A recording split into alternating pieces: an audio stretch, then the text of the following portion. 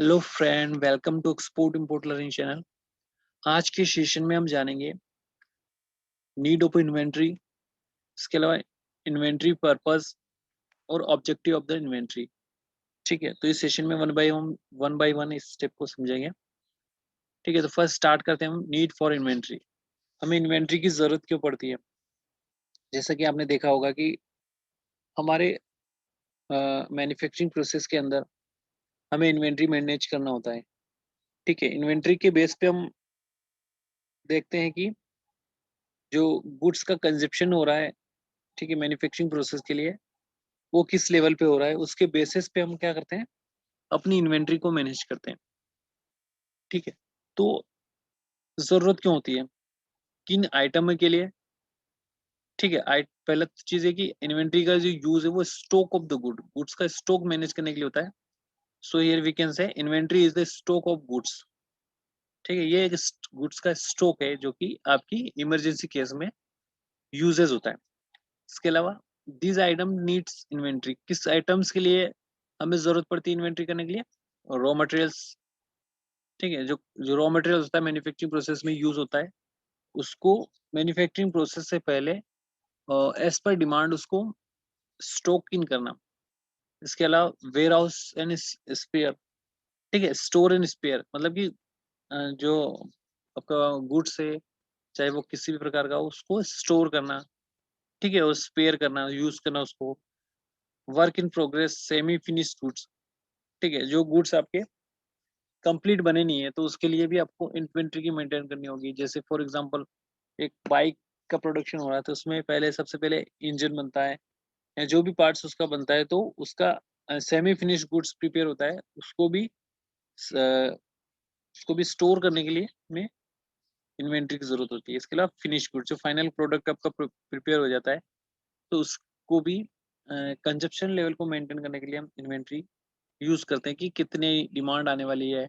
हम उससे पहले का रिकॉर्ड देखते हैं, जैसे फरवरी मंथ में कितना डिमांड आया था, उसके बेस पे मार्च में कितना आएगा, तो उसी के ऑर्डर्स को हम देखते हुए इसको मैनेज करते हैं। इन्वेंट्री का जो पर्पस होता है वो देख लेते हैं, इम्प्रूव कस्टमर सर्विस। ठीक है, तो कस्टमर सर्विस को इम्प्रूव करने के लिए इन्वेंट्री बनाते हैं, सो दैट कि हमारे कस्टमर तक जो उसकी डिमांड है वो प्रोडक्ट एक टाइमलाइन के अकॉर्डिंग पहुंच जाए। Effect production and economic permit purchase and transportation. ठीक है, effect production economic permit purchase. ठीक है, तो इन्वेंट्री से क्या होता है कि जो प्रोडक्शन लेवल है आपकी, अ, उसको मैनेज किया जाता है। ठीक है, फॉर एग्जांपल जैसे आपको आज के दिन 600 गुड्स बनाने हैं, तो 600 गुड्स के लिए हमें रॉ मटेरियल्स की जरूरत होगी और वो रॉ मटेरियल्स हमें मैनेज करने हैं। तो एक इकोनॉमिक लेवल पे अ, हमें इसको कंपनी को रनिंग करने के लिए इन्वेंट्री की जरूरत पड़ती है। इसके अलावा ट्रांसपोर्टेशन भी इसमें आता है। ठीक है, बाय ट्रांसपोर्ट ही ये आपके तक पहुंचेगा। जैसे आप ऑर्डर करोगे, बाय ट्रांसपोर्ट ही आपके पहुंच जाएगा। इसके लिए हेजिंग अगेंस्ट प्राइस फ्लक्चुएशन। तो इन्वेंट्री का एक बहुत ही बड़ा इंपॉर्टेंस ये है कि एक बड़े लेवल पे लोग प्राइस को हेज कर देते हैं। फ्लक्चुएशन होती है डिमांड के बेस पे, वो उसको हेज कर देते हैं। फॉर एग्जांपल आपने देखा होगा कि गवर्नमेंट क्या करती है, स्टोर कर लेती है चीज़ों को, सो दैट कि जब इसकी प्राइसेस या डिमांड बढ़ेगी तो उसको फिर वहां से निकालना स्टार्ट कर देती है। आपने देखा होगा जैसे प्याज का रेट एकदम से बढ़ जाता है, तो वहां पे इन्वेंट्री वो बना के रखते हैं, सो दैट कि जैसे डिमांड बढ़ेगी वो इन्वेंट्री को खोल देते हैं। तो क्या कि प्राइसेस में फ्लक्चुएशन होती है वो कंट्रोल हो जाती है।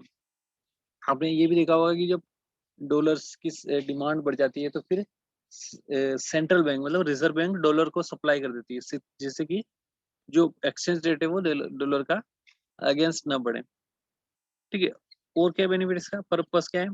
Protect against the uncertainties of the demand. वो जो हमने अभी पढ़ा था कि जो अनसर्टेनिटीज है कि फ्यूचर में एकदम से अगर डिमांड बढ़ गई तो उसको मेंटेन करने के लिए भी इन्वेंट्री हमें यूज करनी होती है कि हम गुड्स को स्टोर करें और जब उसकी डिमांड हो तो उसको फिर धीरे धीरे स्टोर को ओपन करें। Lead times meet contingency. ठीक है, जब कंटीजेंसी टाइम आता है तो उस केस में भी ये जो प्रोडक्ट है आपका या जो आपने स्टोर किया था वो धीरे धीरे फिर उसको निकालते हैं। इसके अलावा हम देखते हैं तो और भी इसके ऑब्जेक्टिव होते हैं, जैसे preventing dead stock of perishability. ठीक है, पेरिशेबिलिटी जो प्रोडक्ट होते हैं उनको डेड स्टॉक को मेंटेन करने के लिए optimise storage cost, maintaining sufficient stock and enhancing cash flow, reducing purchase cost of the good, reducing purchase of goods, ये भी इंपॉर्टेंस है। तो ये इसके ऑब्जेक्टिव हैं। इसके अलावा और भी ऑब्जेक्टिव अगर देखें तो avoiding over stocking, under stocking, मतलब कि आपके गुड्स की कमी ना हो। अवॉइडिंग अंडर स्टॉकिंग, स्टॉक है वो कम ना हो। Avoiding over stocking. ठीक है, तो यहाँ पे क्या इन्वेंट्री से हमें पता पड़ जाएगा कि हमारे पास कितना स्पेस अवेलेबल है।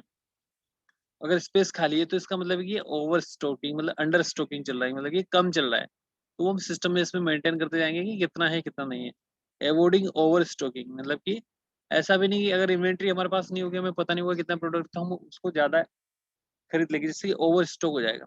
तो यहाँ पे ये under stocking and over stocking को मैनेज कर रहे हैं। Achieving economic purchasing. ठीक है, यहाँ पे परचेसिंग भी इकोनॉमी होगी, क्योंकि जिस बेस पे आपको रिक्वायरमेंट होगी उसी बेस पे आप खरीदोगे। ऐसा नहीं कि आप बहुत सारा प्रोडक्ट खरीद के रख लोगे। Minimise the losses in the store, ensure timely disseminations and inventory informations. ठीक है, तो यहाँ पे क्या है कि मिनिमम लॉसेस होगा स्टोर में, क्योंकि आप उस इन्वेंट्री को मेंटेन कर रहे हो कि किस लेवल पे कंजप्शन हो रहा है। ठीक है, एक लीड टाइम को मेंटेन करते हुए कितना कंजप्शन हो रहा है, उसके बेस पे आप उसको ओवरऑल कंट्रोल कर रहे हो और एक एक्यूरेट इन्फॉर्मेशन आपके पास आ रही है, क्योंकि आप उसको मेंटेन कर रहे हो। और आजकल का तो आपने देखा है कि कितना सिस्टम अपडेट हो गया, तो ये सारी चीजें ऑनलाइन सॉफ्टवेयर पे होती है, जो कि आप इजीली चेक कर सकते हो और वहाँ पे आपको नोटिफिकेशन मिल जाता है कि ओवर स्टॉकिंग है या अंडर स्टॉकिंग है। इसके अलावा इन्वेंट्री मैनेजमेंट की बात करें तो इसमें आएगा overall control over the stock level, accurate information of your stock, automatic updates, mobile integrations. ठीक है, तो ये इसके मैनेजमेंट से इन्वेंट्री मैनेजमेंट की पार्ट है। सो गाइस, आज के सेशन में हमने समझा इन्वेंट्री मैनेजमेंट के बारे में, इसके ऑब्जेक्टिव क्या होते हैं, इसके पर्पस क्या होते हैं, इसको कैसे मैनेज किया जाता है। इसके अलावा हमने देखा कि हमें इसकी जरूरत क्यों पड़ती है। सो गाइस, आज के सेशन में इतना ही। Thank you for watching the session. Have a nice day.